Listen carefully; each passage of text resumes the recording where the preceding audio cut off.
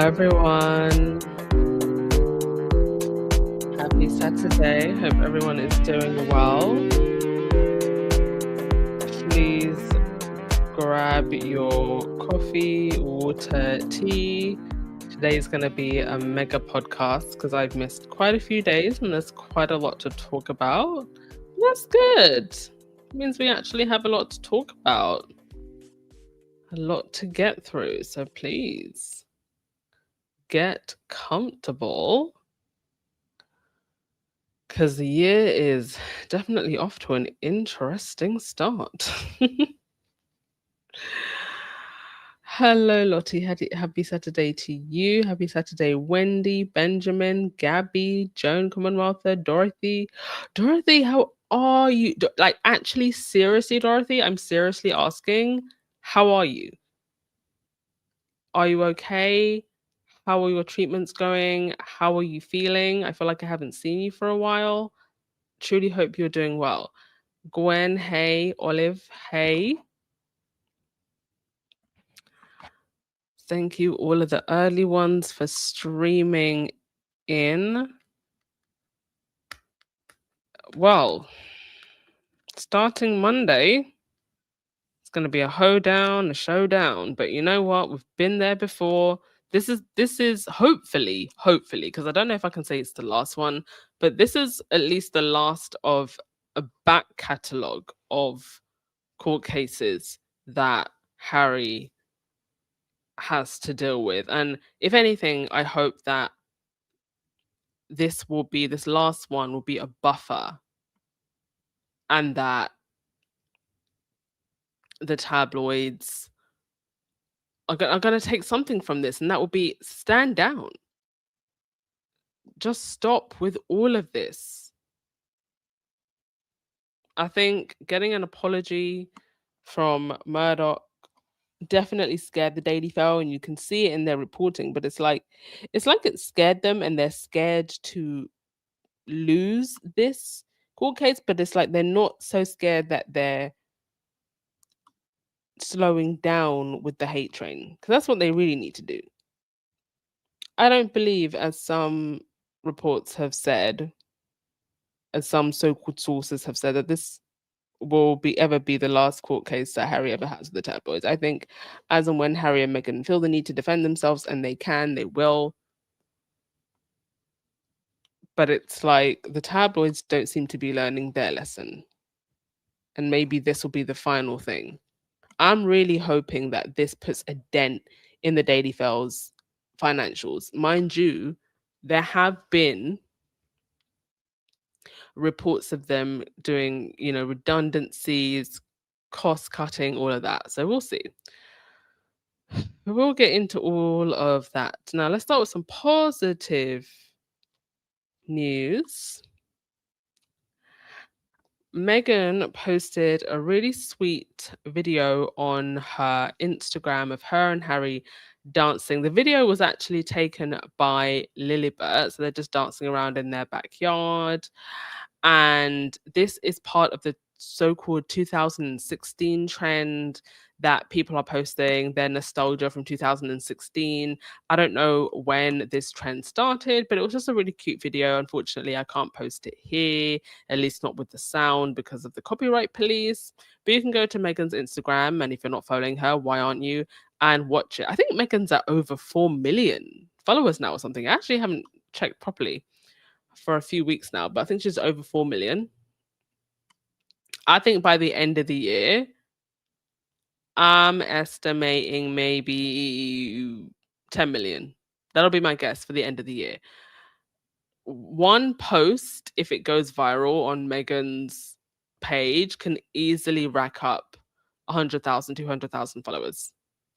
So, and mind you, she's been posting regularly, but I think in 2026 they could definitely amp it up more. And with more product launches and more things to come, they likely will. But for sure, with the steady posting program, if she's posting 2 or 3 times a week on her feed, she could easily get to 10 million followers. Like, that's not too far-fetched. But it has to be a little bit more regular than what it was in 2025. So yeah, go and check out that sweet video. Also another thing that is great about Harry and Meghan being on their own now and having their own team is that they can actually jump onto trends like this and be part of the pop culture zeitgeist in a way that the other royals, they wouldn't know how to do that. A, because of the team that they have is completely inept, but also it's just not really part of the royal style. And the royal style is outdated. So that's another advantage that Harry and Meghan have when it comes to building their brand. They can jump on funny trends like this. All right, that's the cool stuff out of the way. Also, yeah, I did when I went live last time, I hadn't actually gotten all the details about the information about the bookmark and like who it was made by. And so it was indeed a UK based company called SBRI. Founders Emily Carr, female founded. Um, FYI, they're trying to claim that it was not founded by her. Parts of the tabloids are trying to claim that it was not founded by her, but that it was founded by her partner. So they're trying to actually downplay the work of a female founder as a way of undermining Meghan instead of just celebrating the fact that Meghan helped a female founded company from the UK. And the products on this website, by the way, are so good. They're so well crafted. And I'm so sure that this has likely helped the sales of her other products. Now, if you can get your hands on the bookmark, Meghan's bookmark, well, they actually have very similar bookmarks on the website if you want. It's just not with Meghan's writing, but you can still get something very, very similar. So go check out their products. Just give me one sec. Wanted to. Did anybody actually manage to get the bookmark? Because it sold out so quickly. So quickly. Let's have a look at your comments.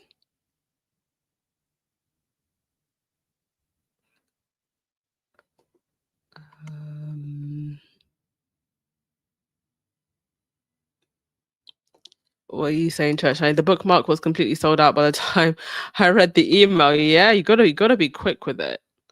I mean, this is an artisan brand that made these. So, I mean, I hope they get the message that more people want them and they do another, round because that'll just be cruel to like give us these cool bookmarks and then I wonder even what was the run? What was the numbers run on this? Hmm. Yeah, Churchill, I bet the Rangers bought them out. I mean, you've got the magazines and the tabloids have their editors ready and waiting to get their hands on anything from Mazeppa. Margaret, Harry and Meghan recreated the dance they did at their 2018 wedding reception for that video. So sweet. Oh, thank you so much for pointing that out. I didn't even spot that.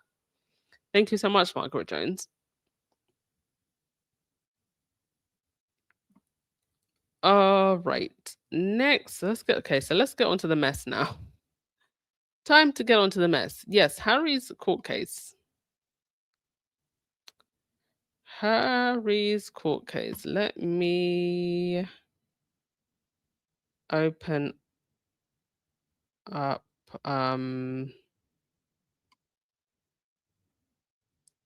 this article.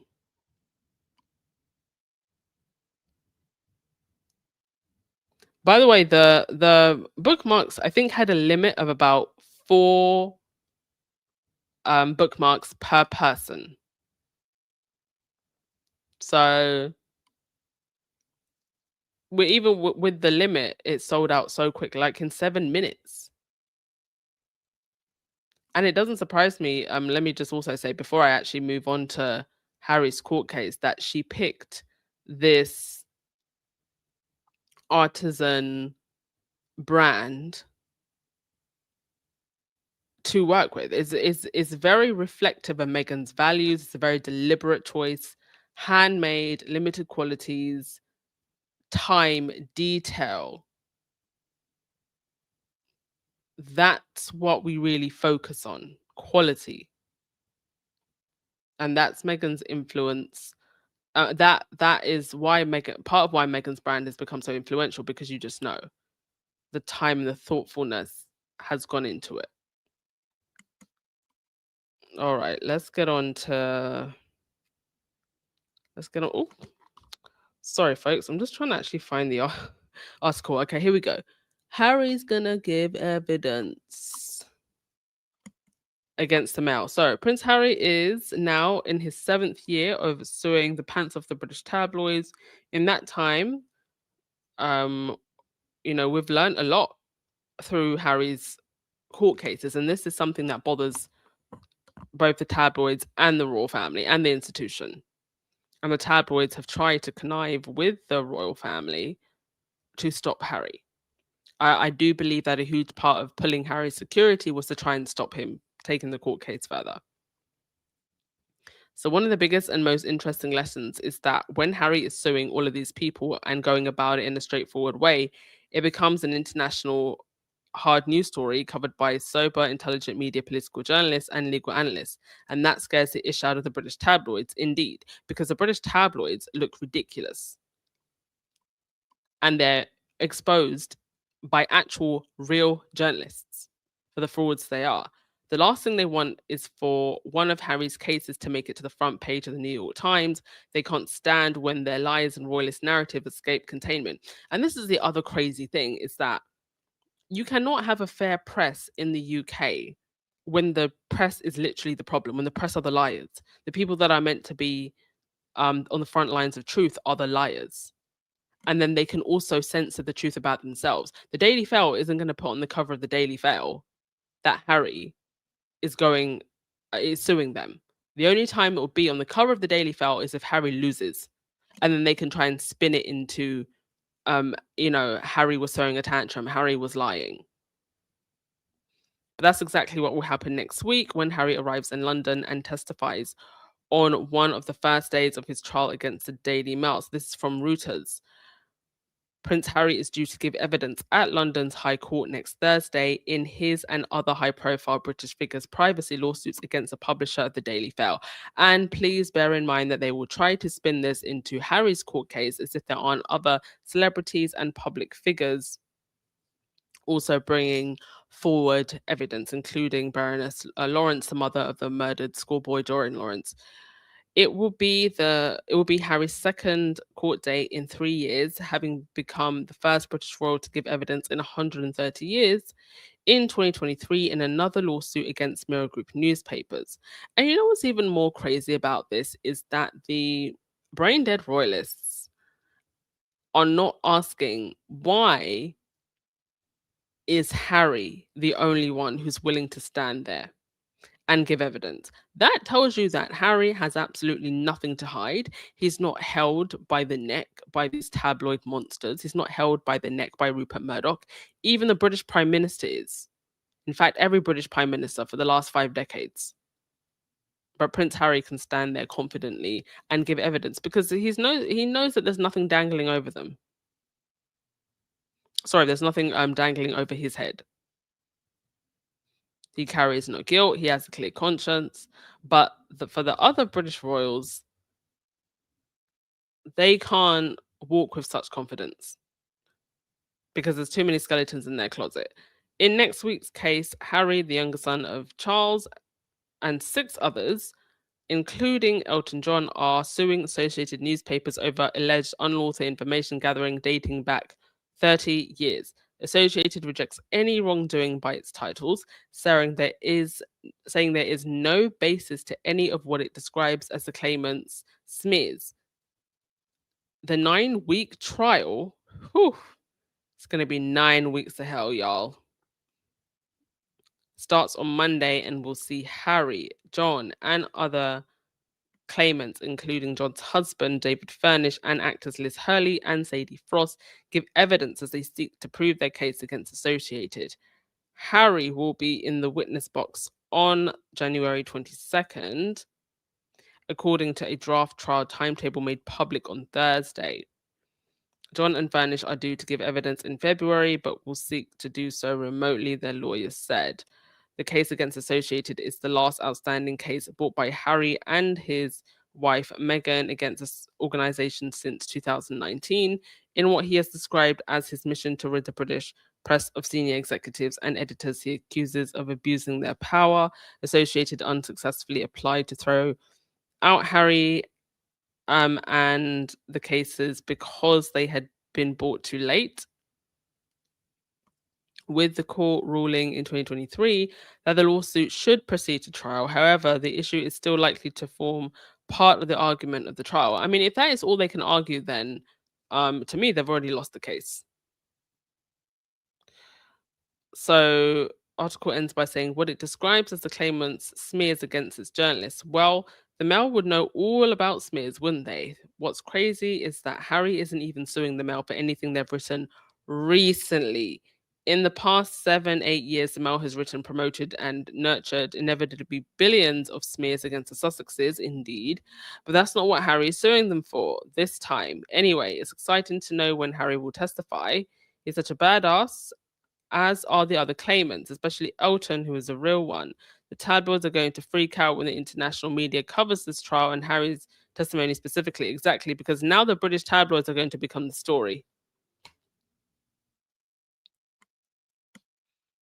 And I hope that they are humiliated, hung, drawn, and quartered out here on these internet streets for the lies. Jonathan Rothermere, I hope he's sleeping very uneasy. I hope he's having heart palpitations. I hope he can't eat properly, because Rupert Murdoch has had, uh, has had to, well, his organization has had to apologize and pay out.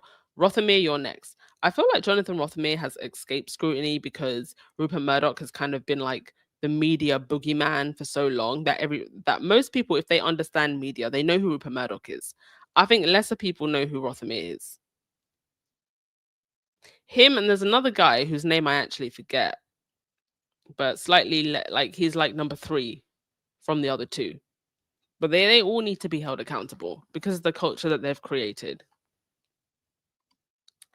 By the way, not that I would encourage any Sussex fans to go down to the courthouse, but if you are going to go down because you want to support Harry, please just do respect distance, and also be wary. um it's been reported that Harry does have stalkers, and that some of them have tried to show up in spaces where he is. So be wary of those people who could be lingering around also, and be wary also of the crazy haters who claim to not like Harry and Meghan but also want to show up wherever Harry and Meghan are. Just be wary of your surroundings and your space, and who's around, please, if you are going to go down to the courthouse to support Harry. But to be honest, I would actually just advise against it. Even if you do want to be supportive, I would just say, I would say don't go personally. They know that we support them, especially with all the tabloid rats are going to be down there and whatnot. I think it'll just be too hectic. But if you are going to go, please be careful. Okay.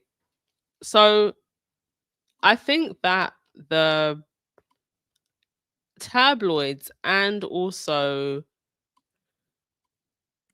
the royal household is trying to get ahead of this court case, and leaking things like, Harry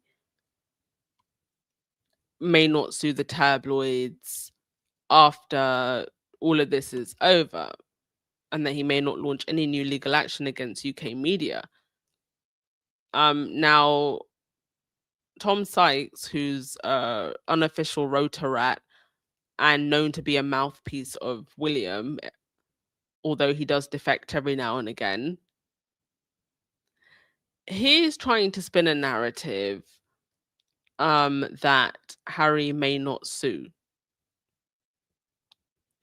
Um, I think that Harry and Meghan so far have picked their battles very carefully, and if they feel the need to sue, then they will. I don't necessarily think this will be the last, because quite frankly, all of these outlets deserve to be sued.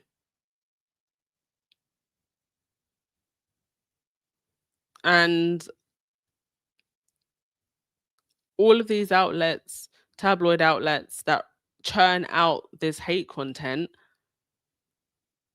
there's no accountability for them whatsoever. Even if they don't necessarily get sued, I don't think that Harry and Meghan are going to stop in their fight for press accountability.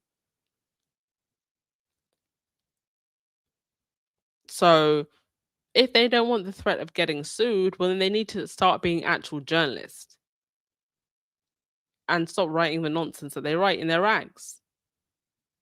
Because I think for Harry, this was, of course, about him, his family, his mother's memory, him getting justice. But I genuinely do think that Harry sees that the situation with him and the royal family, and the gossip and the noise, and the tabloid fodder that surrounds them, that is just one part of a much bigger problem. And he genuinely wants press accountability for the whole country, for his country that he loves, for his country, many of whom have, his country that has a portion of the British public, a portion, not everyone, tabloid readers who don't seem to see what the problem is, because the tabloid culture is so normalized. I don't believe that Harry is just doing this for him. I think it's part of a wider fight to get more press accountability. But that accountability actually comes first and foremost from readers and observers who just need to stop reading these tabloids. They're feeding you garbage. You're not getting truth. And they're more concerned with rage bait than actual journalism,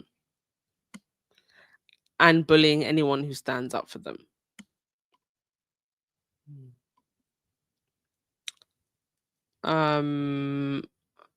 I just wanted to read this part of the article that says the few outlets which didn't get sued, The Guardian, The Telegraph, The Times, sort of owned by NGM, but Harry didn't cite any Times articles to my knowledge, and The Express. Yeah, I mean, The Express has just been writing.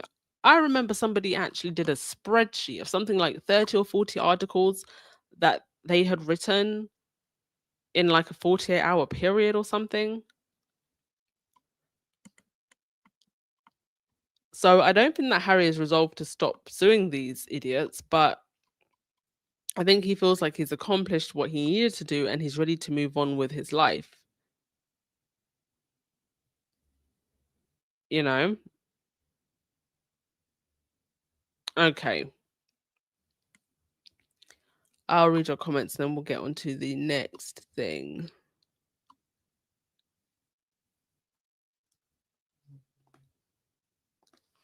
Be very interested to see how this whole lawsuit plays out and what could actually come from it, because we've had a few surprises from the other lawsuits, things that have come out.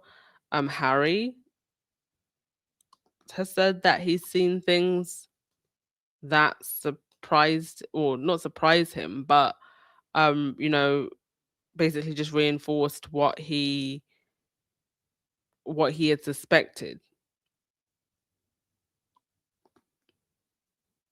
Benjamin, you said hopefully the next round, if there is one in the future, will be bloggers and podcasts with big numbers. Yeah, I mean, I mentioned this in the last podcast. Bridget Macron's lawsuit. She's had some success there. Megan the Stallion, she's had some success suing bloggers and podcasters. Even Cardi B, she's had some success suing. I think she successfully sued Tasha K. So I think there's with other cases that are completely unrelated to Harry and Meghan, cases are being won that will set, a certain standard now going forward. Wendy, the monarchy and the UK media did not expect Harry would go this distance to fight the tabloids and have the world global media watching and judging the UK. Indeed, the UK media is definitely on the dock now, as they should be. High Truth Dilly said the press are bought and paid for, not journalists at all, just slaves to billionaires, gutless and spineless. Indeed. She said, I wonder if Harry would be in London for 9 weeks. I don't think he'll be in London for the whole 9 weeks. I think they'll probably, because this is part of a larger case, right? And it doesn't necessarily mean that he's given evidence every single day. Yes, Arrington, he's a soldier finishing his mission for the British people. Even if he loses, he exposed the corruption with the international press. Yes. And I actually need for international journalists, especially American journalists. Yeah, I know you're busy with your own ish over there. I know. Please don't tell me. But I think it has to be for international journalists and American journalists having a lot more weight to actually bring their fellow peers in the media, in the British media, to account. And I have seen here and there some trying, but I think that they could do more. The British tabloids need to be exposed. They are the story and have been for a while. Jed, I wonder if the Daily Express uses a lot of AI. The amount of slop that they put out, I'm so sure they do. Like, it's incredible how they manage to spin 40 stories out of thin air. And the thing is that if you're not a very diligent reader, as most tabloid readers are not, you could read the same thing 30 times and not even know, because they're just so obsessed with their hatred for Harry and Meghan. It doesn't make a difference. As long as it's a negative article, they're going to eat it up.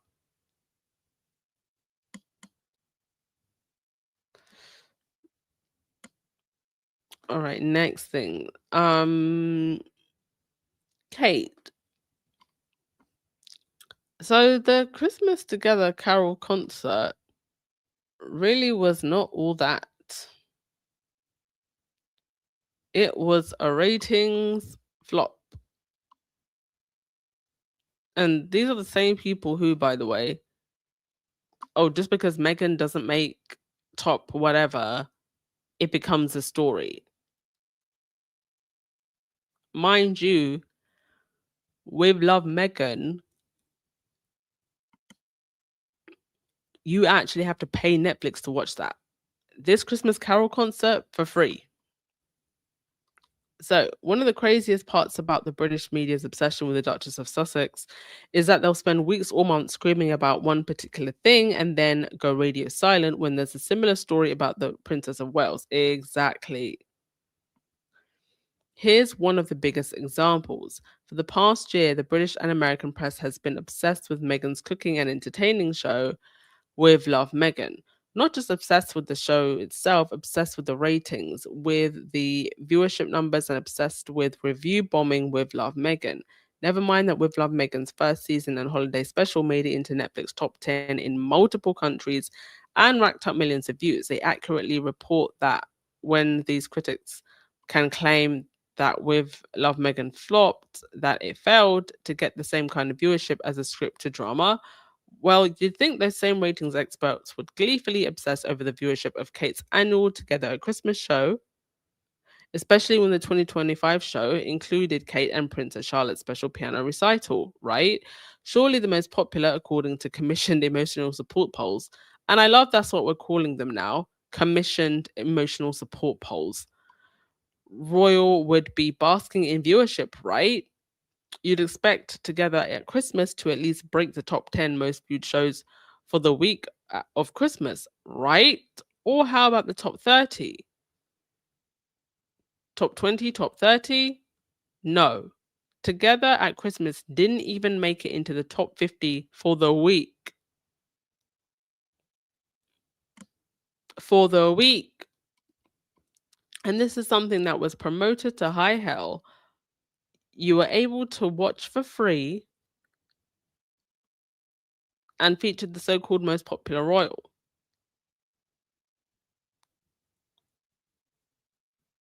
The top show was Amanda Land. I don't know what that is because I don't watch TV.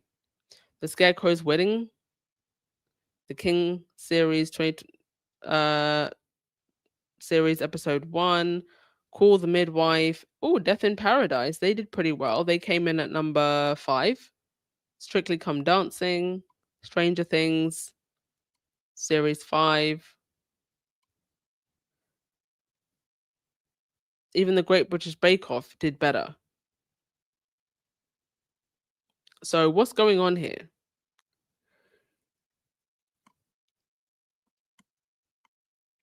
How did she not make top 50? So according to Barb ratings, Together at Christmas fell below the 2.5 million threshold to make it one of the lowest ranked programs of the week. The 2024 concert got 2.9 million viewers and it was also poorly viewed, but I think the 2024 version cracked the top 50. So, Kate's one big thing that she does every year has drastically declining ratings. And the most recent concert was a verified flop. In case you're wondering why I'm using Twitter for this, it's because absolutely none of the British outlets will talk about it. The same British outlets who breathlessly and cynically doom report on everything about With Love Meghan's viewership. Indeed. I mean, she even brought out the kid for this. Didn't work.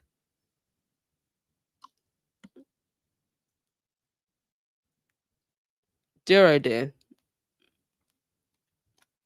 And now with Harry coming to the UK, word on the street is William and Kate will try to run away, will try to disappear suddenly when Harry is here. I mean, can you blame them? But how cowardly. So yesterday, Kensington Palace confirmed some Scottish events for the Prince and Princess of Wales next week. I didn't think anything of it beyond a random fleeting thought of that's weird. They usually don't take a day trip to Scotland in the dead of winter most years. Indeed. Thankfully, People magazine pointed out the hilarious significance of Willie and Kate's big Scotland itinerary. Prince Harry returns to London next week, but most of his family will be out of town. William and Kate have a joint engagement in Scotland, taking them hundreds of miles from the English capital.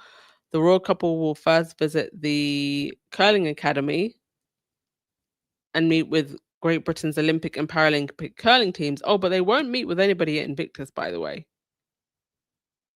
Apparently, they go into a weaving studio. Meanwhile, Harry is expected to be in court for most of the week as he joins several high profile figures to give evidence against Associated Papers. I don't think Harry will see Charles this time. Maybe. But I feel like because he's coming this time in regards to the tabloids, maybe Charles will try and avoid a meeting. We've known for more than a week that Charles would be in Scotland, which is his thing now. After Christmas, he and Camilla go up to Birkhall for several weeks. But I didn't realize that William and Kate would run the same play they've been running for years. We love to look busy when Harry's in town. Quick, schedule some last minute events and throw on a blonde wig. Ha ha ha. And how quickly that blonde wig disappeared afterwards. Last September, when Harry was in England for 4 days, William threw together a last-minute half-hour schedule of events in an attempt to look too busy to meet with Harry. Plus, Harry wants to compete with Harry's headlines. William wants to compete with Harry's headlines. It was sad because Harry got wall-to-wall coverage and barely anyone paid attention to the Scooter King's pitiful busy work. The William is having a nervous breakdown story started right after that too. Good times. Well, you know what that means for next week. Indeed. It's gonna be hell. It's gonna be hell with them trying to avoid the talk of Harry's court case while trying to get attention that nobody's going to give them because nobody's really that interested. They're going to have William doing backflips the way he was doing in the sand in Brazil while playing volleyball to get any attention. Dear, oh dear, oh dear. All right, let's get through some of your comments.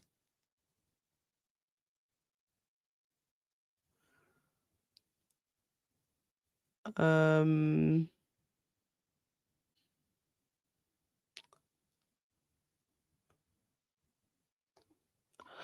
Let's have a look here. Wendy, you said, with all that propping up by the UK media, yet Brits tuned out. So where are the fans of the performative royals? No shows for walkabouts, no viewers, but yet the press say they are popular. Indeed, with these emotional support polls.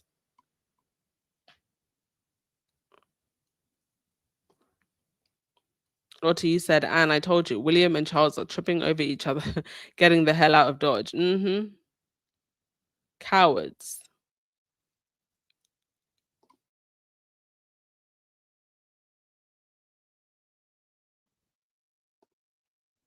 Benjamin, you said, Charles saying his son would send a message to the tabloids by Charles or Courtier's way of thinking.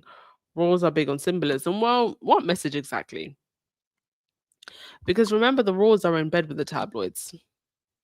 So what message would they be sending what message would Charles be sending if he met with Harry? Because that's exactly what the tabloids don't want, especially if Charles and Camilla want good coverage. Remember, Charles and Camilla are in bed with the Daily Mail. They had someone on their communications team who was a former top guy at the Daily Mail.